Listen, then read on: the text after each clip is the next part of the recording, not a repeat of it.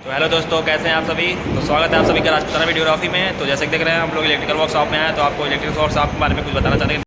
तो है गाइस, जैसे कि देख रहे हैं मित्र है सुबीर, तो मशीन के बारे में कुछ बताएगा। तो सुबीर क्या है? देखिए आप लोग, हेलो भाई, ये सिंक्रोनाइजेशन पैनल जो कि पैरेलल ऑपरेशन के लिए यूज़ किया जाता है।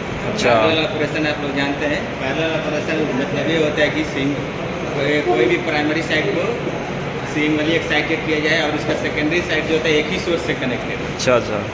और इसका यूज़ किया जाता है हम लोग बड़े बड़े लोड के लिए जिसको मान लीजिए रिक्वायरमेंट ज़्यादा है भाई हमारी वीडियो। सुबीर भाई इसके बारे में कुछ बताएंगे। ये है डीसी मशीन, हाँ जो कि एक मोटर है, उसके पास अल्टरनेटर है। हाँ। अगर ये मोटर घूमेगा तो उसमें अल्टरनेट होगा, जो भी करंट प्रोड्यूस होगा एसी को डीसी में कन्वर्ट करेगा, डीसी को एसी में कन्वर्ट करेगा। अच्छा। और इसके बारे में कुछ, ये क्या है? ये एसी सिंक्रोनाइजेशन मोटर और डीसी जनरेटर। हाँ। इससे हम लोग वी पर मतलब उसका वी के कर्व को ड्रा कर सकते हैं। अच्छा। और ये- कुछ? ये रियोस्टेट के इसमें वेरिएबल को चेंज कर सकते हैं। अच्छा। तो सुबीर भाई इसके बारे में कुछ बताएंगे। इसका यूज करके हम किसी भी सिंक्रोनस मशीन का उसका स्लीप जो है स्लीप होता है NR माइनस NS अपन माइनस होता है, उसको हम फाइंड कर सकते हैं स्लीप टेस्ट, इसका स्लीप कर्व बना सकते हैं। अच्छा।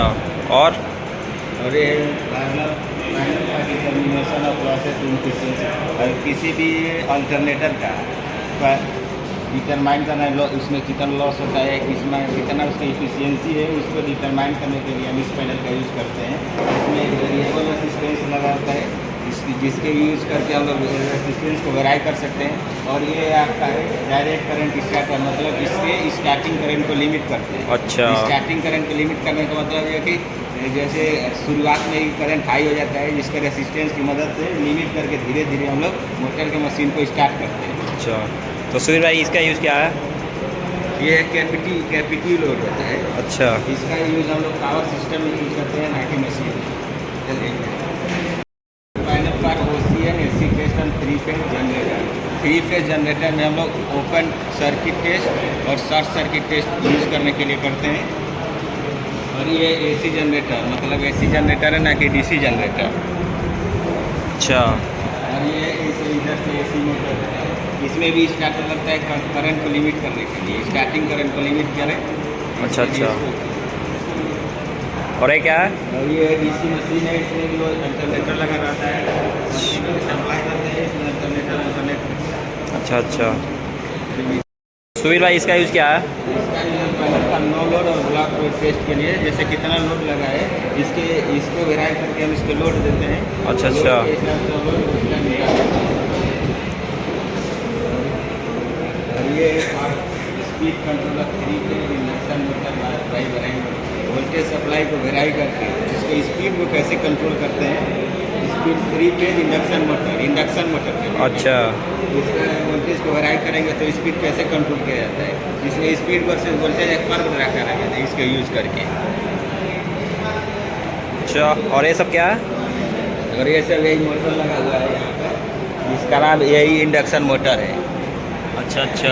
इंडक्शन मोटर है, सिंगली एक्साइटेड मोटर होता है, जिसपे हम लोग ओनली स्टेटर पे सप्लाई देते हैं, 3 फेज सप्लाई। अच्छा। इसके कारण वो बनता है रोटेटिंग मैग्नेटिक फील्ड बनता है, जो कि NS स्पीड से घूमता है सिंक्रोनस।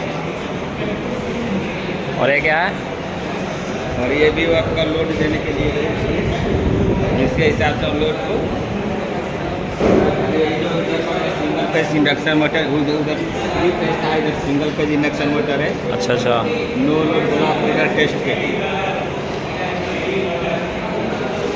और इसमें भी वही लगा है।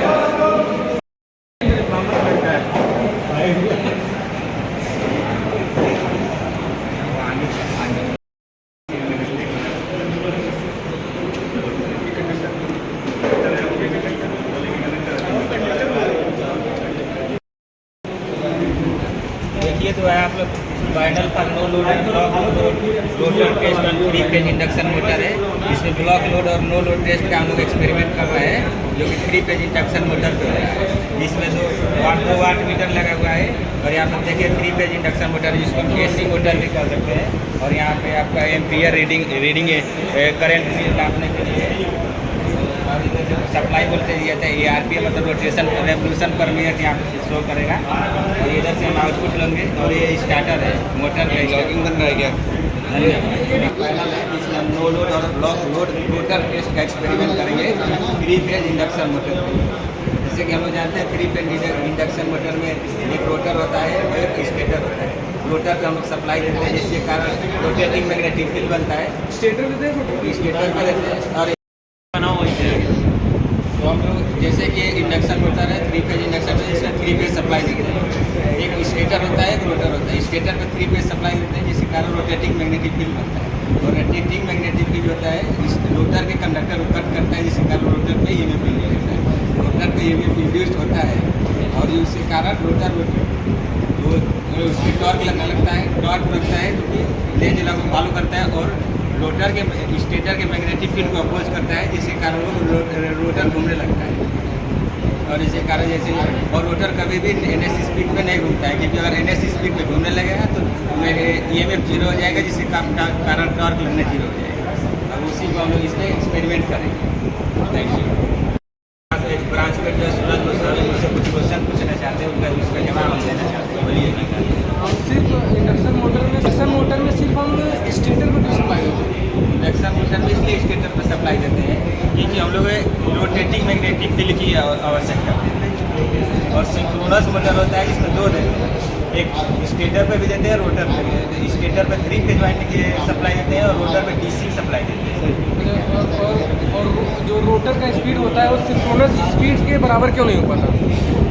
रोटर का स्पीड जो होता है फर्स्ट ऑफ ऑल रोटर घूमता ही नहीं है। रोटर का स्पीड वो सिंक्रोनस स्पीड के बराबर इसलिए नहीं होता है कि अगर रोटर का स्पीड सिंक्रोनस स्पीड के बराबर हो गया तो वहाँ पे स्लिप जो होता है जीरो हो जाएगा। स्लिप जीरो मतलब relative velocity zero. Relative velocity zero मतलब टॉर्क जीरो हो जाएगा और उसको घूमना बंद कर देगा।